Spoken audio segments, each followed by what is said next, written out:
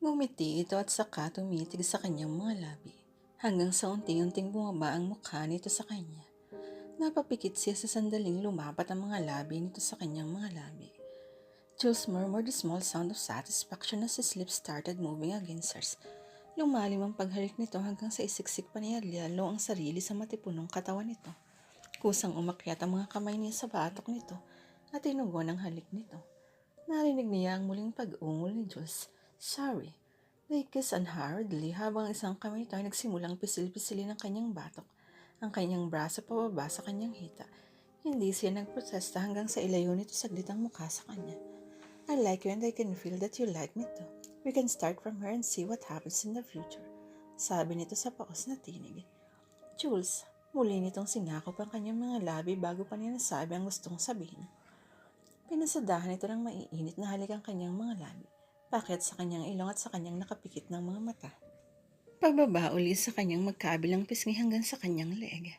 Pero bago pa mauwi sa kung saan ang nagaganap sa pagitan nila, ay kusa na itong humiwala at tumuwid sa pagkakaupo, saka tumingin sa harap ng kotse. Tumitila na ang ulan. Dapat siguro ay bumaba na tayo para humingi ng tulong. Suhetsyon niya. Susubukan ko uling buhayin ang makina, sabi nito. Ilang sandali pa ay unti-unting umangat na ang unahan ng kotse hanggang sa tuluyan itong umabante. Yes, sigaw ni Jules. Sa halip na makisali sa tuwa nito ay tinapunan niya ito ng masamang tingin. Hey, aren't you glad na napandar ko na ang kotse? Napapangiting tanong nito. Inirapan niya ito. Umamin ka nga sa akin, Jules. Nalubak ba talaga itong kotse at hindi mo paandar kanina ng makina, ha?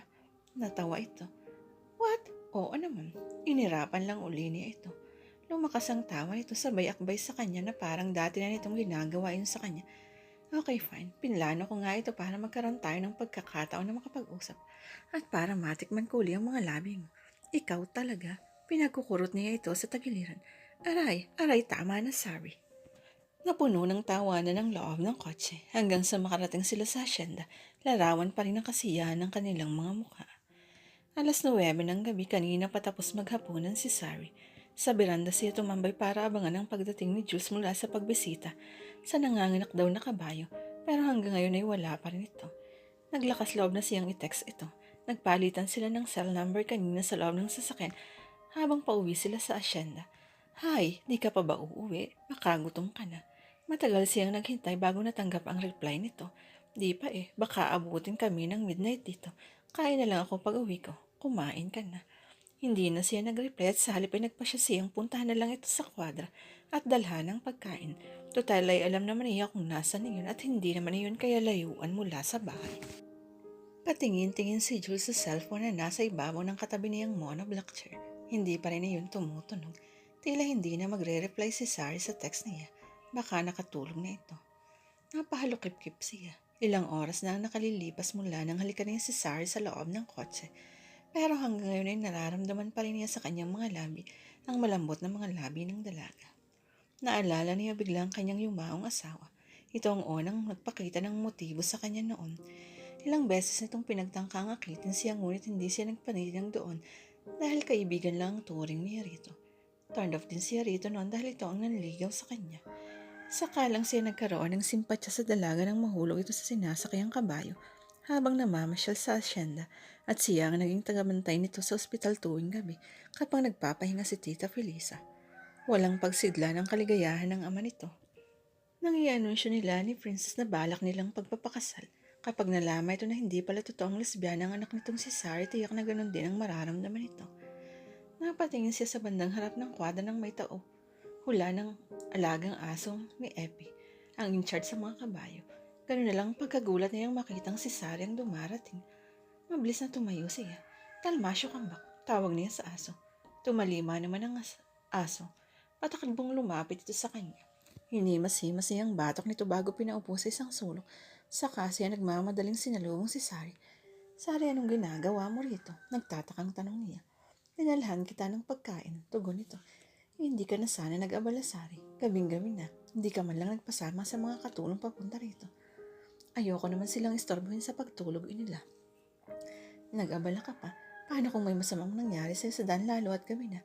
Mabuti at wala kang nakasalubong ng asong ulong sa daan. Kinilabutan ito. May gumagalang asong ulol dito sa loob ng asyenda. Umiti siya. Kaya next time kapag lalabas ka ng bahay, siguruhin mong may kasama ka. Napangiti na rin ito, saka tumingin sa kwadra. Nanganak na ba yung kabayo? An hour ago pa, pero inoobserbahan pa namin ang lagay ng inahin. Hinawakan niya ang braso nito.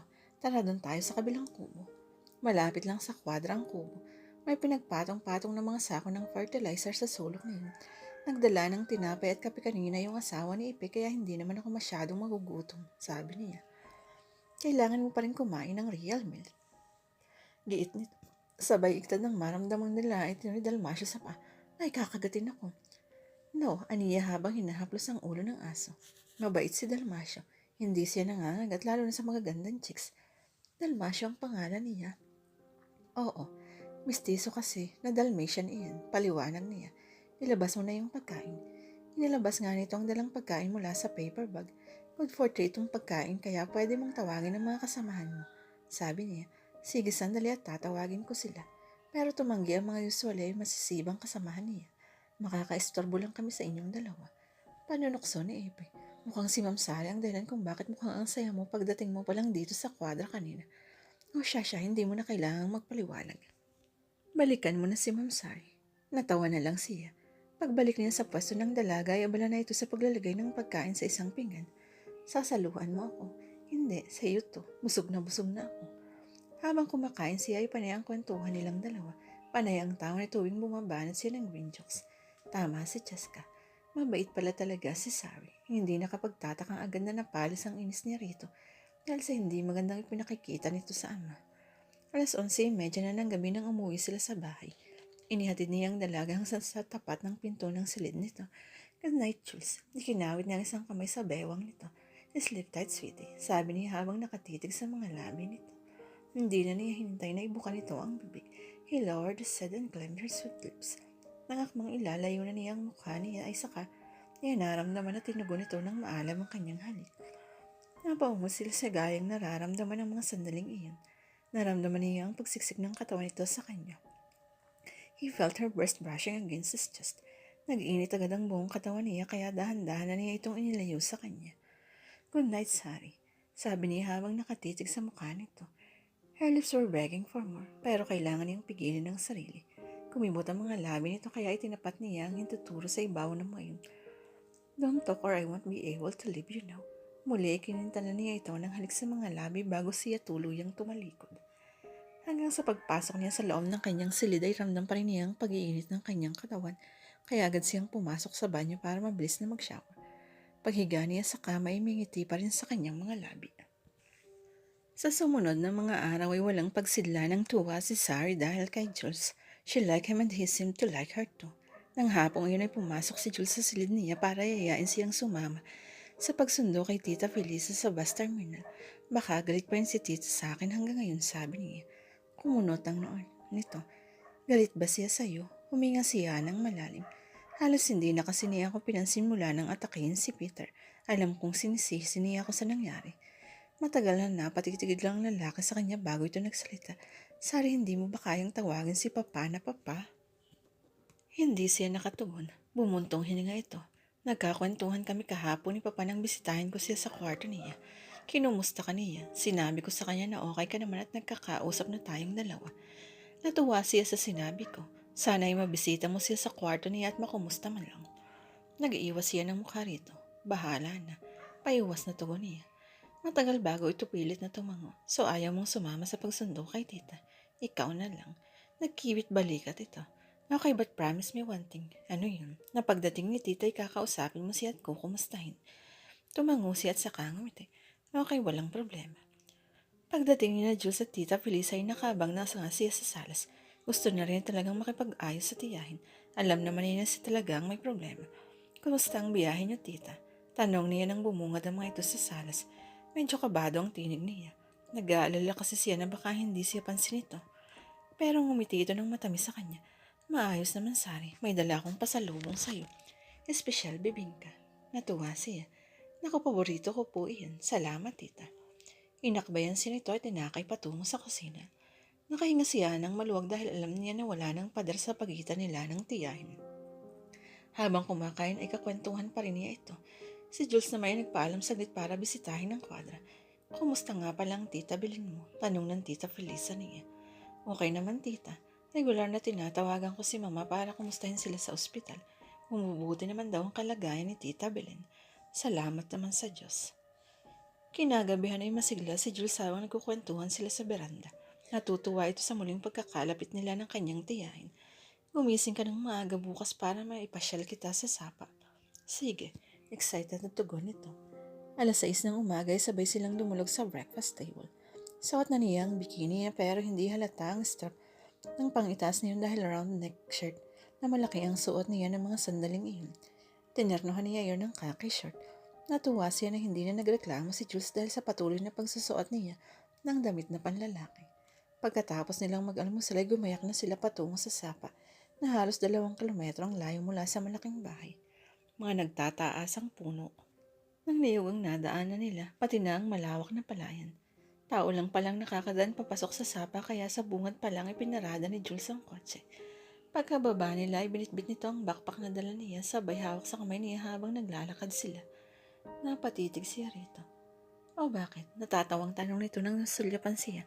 Masama bang mag-HHWW tayo? Natawa na lang siya.